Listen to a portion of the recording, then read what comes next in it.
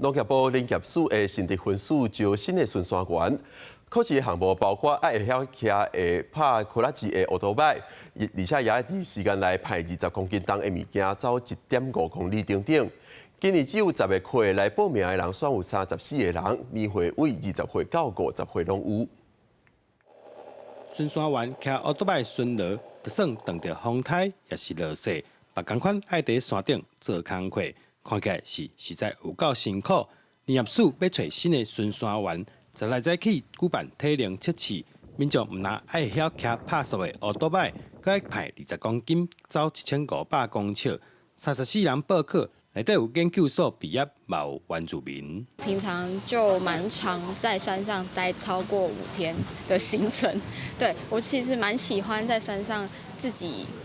一个人的感觉，或是跟同伴的感觉。从小就住在山上，对啊，然后近年又出现我们部落附近有被盗砍的情形，就想说我们年轻人可以，就是既然有这个机会，就去尝试看看，可以为这个森林就是贡献一份力的。农业部林业署指出，巡山员的工课需要体力溃力，再用排档来考验考生，其中查甫爱得12分钟，查某爱得13分半，走煞1500公尺，才算过关。主要是包括在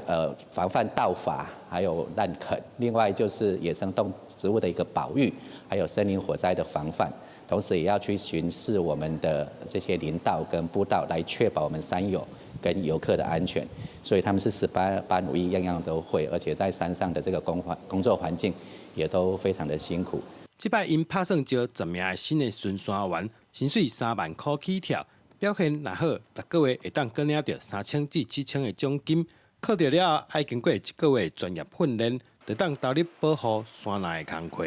记者杜君和新竹报道。